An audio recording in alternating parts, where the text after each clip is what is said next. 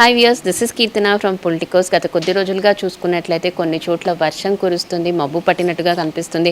కొన్ని ఏరియాస్లో ఎండ తీవ్రత ఎక్కువ ఉంది, ఉక్కబోతు కూడా ఎక్కువగా అవుతుంది. అసలు దీనికి గల కారణాలు ఏంటి, ఎక్కడెక్కడ ఎంత ఉష్ణోగ్రత నమోదైంది, ఈ వివరాలన్నీ కూడా తెలుసుకుందాం. సో ప్రస్తుతం మనం ఉన్నాము బేగంపేటలోని వెదర్ ఆఫీసర్ అయినటువంటి ధర్మరాజ్ గారు సార్ దగ్గర. సో ఆయన అడిగి మరిన్ని విషయాలు తెలుసుకుందాం. సార్, జనరల్గానే ఎండలు అనగానే మనకు గుర్తుకొచ్చేది సమ్మర్. కాకపోతే సమ్మర్లో కూడా నీడగా ఉంటుంది, కొన్ని ఏరియాస్లో మబ్బు పట్టి ఉంటుంది, చినుకులు కూడా పడుతున్నాయి.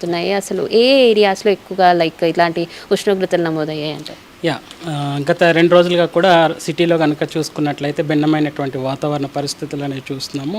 ముఖ్యంగా పగటిపూట ఉష్ణ తీవ్రత అధికంగాను, తర్వాత సాయంత్రం అయ్యేసరికి చల్లటి వాతావరణం అనేది కూడా చూసుకున్నట్లయితే స్థానికంగా ఏర్పడేటువంటి వేసవి కాలంలో స్థానికంగా ఏర్పడేటువంటి కుములోనింబస్ మేఘాల వల్ల ఇటువంటి వర్షాలు అనేవి నమోదవుతూ ఉంటాయి. సర్వసాధారణంగా చూసుకున్నట్లయితే ఈ యొక్క వర్షాకాలంలో మనకి ద్రోణి ప్రభావంగా కానీ, అలాగే ద్రోణితో పాటు ఉపరితల చక్రవాకాలు అలా కూడా మనకి ఇట్లాంటి వాతావరణం అనేది భిన్నమైన వాతావరణం అనేది కూడా తెలంగాణ రాష్ట్రంలో కూడా చూడొచ్చు. ఇంకా చూసుకున్నట్లయితే తెలంగాణ రాష్ట్రం చూసుకున్నట్లయితే అన్ని రాష్ట్రాలకి చూసుకున్నట్లయితే మధ్యస్థంగా ఉండడం వల్ల నలుమూలల భూమితో కప్పబడినటువంటి రాష్ట్రంగా తెలంగాణ ఉండడం వల్ల ఎక్కువ ఉష్ణ తీవ్రత అనేది ఈ యొక్క తెలంగాణ రాష్ట్రం మీద కేంద్రీకృతమైన ఉండడం వల్ల పగటిపూట అధిక ఉష్ణ తీవ్రత, సాయంత్రం అయ్యేసరికి చల్లటి వాతావరణం అనేది కూడా గత కొన్ని రోజులుగా చూస్తాం.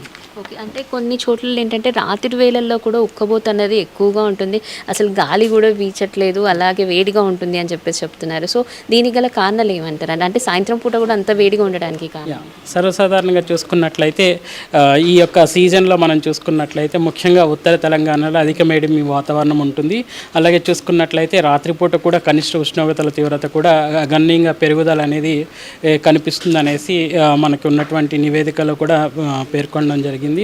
సో చూసుకున్నట్లయితే రానున్న 4 రోజులు కూడా ఇట్లాంటి వాతావరణం అనేది పొడిబారినటువంటి వాతావరణం కూడా కనిపించే అవకాశం అయితే కనిపిస్తుంది. ముఖ్యంగా తెలంగాణ రాష్ట్రం అనగానే అన్ని రాష్ట్రాలకి మధ్యస్థంగా ఉండడం వల్ల, భారతదేశ చిత్రపటంలోనే మధ్యస్థంగా ఉండడం వల్ల అధిక ఉష్ణ తీవ్రత అనేది మన తెలంగాణ రాష్ట్రం మీద కేంద్రీకృతమై అధిక ఉష్ణ తీవ్రతకు కారణంగా ఉండొచ్చిందని చెప్పొచ్చు. ఓకే, గత కొద్ది రోజులుగా చూసుకుంటే కొన్ని ఏరియాస్లో చిన్నపాటి చినుకు అన్నది పడింది, అంత జోరుగా కూడా వర్షం ఏం పడలేదు.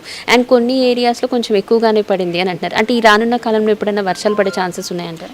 నిన్న కూడా చూసుకున్నట్లయితే సుమారు సిద్దిపేటలో 4 సెంటీమీటర్ల వరకు కూడా వర్షపాతం అనేది నమోదైంది. అలాగే చూసుకున్నట్లయితే వికారాబాద్లో 3 సెంటీమీటర్లు, ఇంకా చూసుకున్నట్లయితే నారాయణపేటలో కూడా 2 సెంటీమీటర్లు, అలాగే సంగారెడ్డిలో కూడా 1 సెంటీమీటర్ వరకు కూడా వర్షపాతం అనేది నమోదవుతుంది. ముఖ్యంగా వేసవిలో మనకి అధికమైనటువంటి ఉష్ణ తీవ్రతతో పాటు స్థానికంగా ఏర్పడేటువంటి కుములోనింబస్ మేఘాల వల్ల కూడా ఇట్లాంటి వర్షపాతం అనేది నమోదవుతూ ఉంటుంది. రానున్న 4 రోజులు కూడా రాష్ట్రం మీద పొడిబారినటువంటి వాతావరణం అనేది స్పష్టంగా కనిపిస్తుంది. ఓకే, ఈ ఎండాకాలంలో జనరల్గానే మనకు తెలుసు కొన్ని ప్రికాషన్స్ తీసుకుంటాము. అంటే ఉష్ణోగ్రతలు ఎక్కువయ్యి ఎండ తీవ్రత ఎక్కువయ్యే ఏరియాస్లో ఎటువంటి కేర్ తీసుకుంటే బాగుంటుంది? ముఖ్యంగా చూసుకున్నట్లయితే రానున్న 4 రోజులు కూడా మన ముందున్నటువంటి చిత్రపటాలు కనుక చూసుకున్నట్లయితే ముఖ్యంగా ఉత్తర తెలంగాణలో అధిక వేడిమి వాతావరణం అనేది ఉంటుంది. ఎప్పుడైతే ఎండ తీవ్రత సాధారణ స్థాయి కంటే అధికంగా ఉంటుందో ఇట్లాంటి అంచనాలతో డిఫరెంట్ కలర్ వార్నింగ్స్ అనేవి కూడా ఇవ్వడం జరుగుతుంది. ముఖ్యంగా చూసుకున్నట్లయితే ఎల్లో కలర్ జిల్లాలుగా చూసుకున్నటువంటి ఇటు దక్షిణ అలాగే తూర్పు జిల్లాలకు, మధ్యస్థ జిల్లాలకు కూడా చూసుకున్నట్లయితే ఎల్లో కలర్ అనేది జారీ చేయడం జరిగింది. ఎల్లో కలర్ అనగానే ఎండవేడిమి అనేది 36 నుంచి 40 డిగ్రీలు ఎప్పుడైతే నమోదవుతుందో ఆ జిల్లాలకు మాత్రం ఈ యొక్క ఎల్లో కలర్ అనేది ఇస్తుంటాము. ఎప్పుడైతే ఏ జిల్లాలకైతే ఎండవేడిమి 41 నుంచి 44 వరకు నమోదవుతుందో ఆ జిల్లాలకు మాత్రం ఈ యొక్క ఆరెంజ్ కలర్ అనేది ఇస్తుంటాము. ఉమ్మడి ఆదిలాబాద్ జిల్లాలకు కనుక చూసుకున్నట్లయితే రానున్న 4 రోజులు కూడా రెడ్ కలర్ అనేది కూడా జారీ చేయడం జరిగింది. అంటే ఇక్కడ రెడ్ కలర్ అంటే ఇక్కడ జిల్లాల్లో రానున్న 5 రోజులు కూడా అధికంగా ఉష్ణ తీవ్రత 45 డిగ్రీలు నమోదవుతుందనే అంచనాతో ఈ యొక్క రెడ్ కలర్ కూడా ఇవ్వడం జరిగింది. అట్లాగే ఈ యొక్క రెడ్ కలర్తో పాటు హెచ్చరికలు కూడా ఈరోజు రేపు కూడా రానున్న 3 రోజులు కూడా ఈ యొక్క ఉమ్మడి ఆదిలాబాద్ జిల్లాలకు మాత్రం ఎల్లో కలర్ హెచ్చరికలు అనేవి జారీ చేయడం జరిగింది. ఇక్కడ ఈ జిల్లాలు కనుక చూసుకున్నట్లయితే ఎండవేడిమి వాతావరణంతో పాటు ఉక్కబోత వాతావరణం, అలాగే వడగాల్పుల తీవ్రత కూడా అధికంగా ఉంటుంది కాబట్టి ఎల్లో కలర్ వార్నింగ్ కూడా జారీ చేయడం జరిగింది. ఈ ఎండ తీవ్రత మరింత పెరిగితే మాత్రం ఈ యొక్క కలర్స్ కూడా ఎప్పటికప్పుడు మారుస్తూ కూడా సూచనలు జారీ చేయడం, హెచ్చరికలు జారీ చేయడం కూడా జరుగుతుంది. ఓకే, సో చిన్నపిల్లలు కానివ్వండి, వృద్ధులు కానివ్వండి, ఇలాంటి టైంలో సమ్మరే కాబట్టి పిల్లలకు హాలిడేస్ ఉన్నాయని బయటికి తీసుకొస్తూ ఉంటారు. సో ఎలాంటి ప్రికాషన్స్ తీసుకుంటే బాగుంటుంది? ముఖ్యంగా చూసుకున్నట్లయితే ఎండవేడిమి వాతావరణం ఎక్కడైతే అధికంగా ఉంటుందో హెచ్చరికలతో పాటు ఈ యొక్క సూచనలు కూడా జారీ చేయడం జరుగుతూ ఉంటుంది. ముఖ్యంగా చూసుకున్నట్లయితే ఎండ తీవ్రత అనేది సర్వసాధారణంగా 11:30 ప్రాంతం నుంచి 3:30 ప్రాంతం వరకు కూడా అధిక ఉష్ణ తీవ్రతగా నమోదవుతుంది. కాబట్టి ఈ యొక్క సమయాల్లో వృద్ధులు కానీ పిల్లలు కానీ ముఖ్యంగా అవుట్డోర్ యాక్టివిటీస్కి దూరంగా ఉండాలి. ఈ సమయాల్లో బయట ఆడడం కానీ బయట తిరగడం కానీ చేయడం వల్ల ఉష్ణ తీవ్రత వల్ల కొంచెం ఫెయింట్ అయ్యే అవకాశం, కళ్ళు తిరిగి డీహైడ్రేట్ అయ్యే అవకాశాలు కూడా ఎక్కువ కనిపిస్తుంటాయి. కాబట్టి ఈ ఎండ తీవ్రతకి దూరంగా ఉండడం, అట్లాగే తగినంత శరీరానికి కావాల్సిన మోతాదులో వాటర్ కూడా తీసుకోవాలి. ఎప్పటికప్పుడు ఈవెన్ ప్రయాణాలు చేస్తున్నా బయటికి వెళ్తున్నప్పుడు మాత్రం చేతిలో గొడుగు కానీ లేదంటే తలకి హ్యాట్ పెట్టుకోవడం కానీ చేస్తుండడం వల్ల కొంచెం ఎండ తీవ్రత నుంచి తప్పించుకోవచ్చు. అట్లాగే ఎక్కడికి వెళ్ళినప్పటికీ కూడా తగినంత వాటర్ కూడా తీసుకువెళ్ళడం అనేది కూడా చేయాలి. ముఖ్యంగా వలస కార్మికులు కానీ అటు భవన కార్మికులు కానీ ఇంకా చూసుకున్నట్లయితే వ్యవసాయదారులు రైతులు కానీ ముఖ్యంగా పొలాల్లో పనిచేస్తుంటారు. కాబట్టి ఈ సమయాల్లో పనిచేస్తున్నప్పుడు మాత్రం వీలు చిక్కినప్పుడల్లా విరామం తీసుకోవాలి.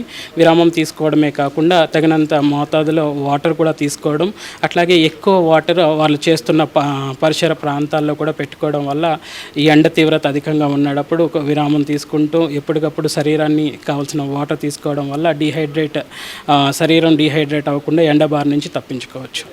సో వ్యూయర్స్ చూస్తున్నాం కదా, జనరల్గానే ఇక్కడ చూస్తున్నటువంటి మ్యాప్స్ డే 1, డే 2, డే 3 అని ఇలా డిఫరెన్షియేట్ చేసి చూపించారు. సార్ చెప్పినట్టుగా ఉమ్మడి ఆదిలాబాద్ జిల్లాలో కనుక మనం చూసుకున్నట్లయితే 36 to 40% వరకు ఉన్నటువంటి ఉష్ణోగ్రతకైతే ఇలాంటి ఎల్లో కలర్ సింబల్ అనేది చూపిస్తున్నారు. దానికి పైగా లైక్ 40 అబోవ్ ఉన్నట్టుగా అయితే ఇట్లా ఆరెంజ్ కలర్. అండ్ ఉమ్మడి ఆదిలాబాద్ జిల్లాలో మనం చూసుకున్నట్లయితే ఈ 4 days ఆర్ ఎల్స్ 5 daysలో ఎలా ఉండబోతుంది, ఇన్ కేస్ ఏమైనా చేంజెస్ వస్తే కనుక అది ఎలా చూపించబోతుంది అన్నట్టుగా కూడా రెడ్ కలర్లో చూపించడం జరిగింది. Day 1, day 2, day 3, day 4, day 5 ఇలా అంటే వారంలో 7 రోజులు ఎలా ఉండబోతున్నాయి అన్నది కూడా చూపించడం జరిగింది. అండ్ ఆల్సో ఈ ఎండాకాలంలో జనరల్గా బయట పనిచేసే వాళ్ళు, కూలీలు కానివ్వండి లేకపోతే ఎక్కడన్నా ఫీల్డ్ ఆఫీసర్స్ కానివ్వండి, వీళ్ళందరూ ఎక్కువగా బయట ఎండలోనే ఎక్కువ వర్క్ చేస్తూ ఉంటారు. కాబట్టి ఎండ దెబ్బ తగలకుండా ఉండాలంటే ఎప్పటికప్పుడు వాటర్ కూడా తీసుకుంటూ ఉండాలి. డీహైడ్రేషన్ అవ్వకుండా చూసుకుంటే కనుక మ్యాక్సిమం మనం హెల్త్ కవర్ చేసుకునే వాళ్ళమే అవుతాము. సో ఇలాంటి డేస్లో ఈ రానున్న 4-5 డేస్లో ఎక్కడ చూసినా కూడా వాతావరణం పొడిబారినట్టుగానే ఉంటుంది. బయటికి రావాలనుకునేవారు మార్నింగ్ 11:30 నుంచి మధ్యాహ్నం 3:30 వరకు అత్యవసర పరిస్థితులు అయితే మాత్రమే బయటికి రండి. ఇలాంటి టైంలో బయటికి వస్తే కనుక కొంచెం కేర్ తీసుకుందాం. లైక్ హ్యాట్ పెట్టుకోవడం కానివ్వండి, గొడుగు క్యారీ చేయడం కానివ్వండి, ఇటువంటివి క్యారీ చేస్తే మాత్రం ఎండ తీవ్రత నుంచి మనం కాపాడుకున్న వాళ్ళం అవుతాం. సో మనం అందరం కూడా ప్రికాషన్స్ తీసుకుందాం, ఎండ నుంచి మనం కాపాడుకుందాం, మనం ఆరోగ్యాన్ని కూడా సేఫ్గా ఉంచుకుందాం. ఇది ఇప్పటివరకున్న అప్డేట్. వీడియో జర్నలిస్ట్ మోహన్తో Keerthana, Politikos, reporting from Hyderabad, Begumpet weather office. Please subscribe to the channel and download the Politicos app from the links in the description.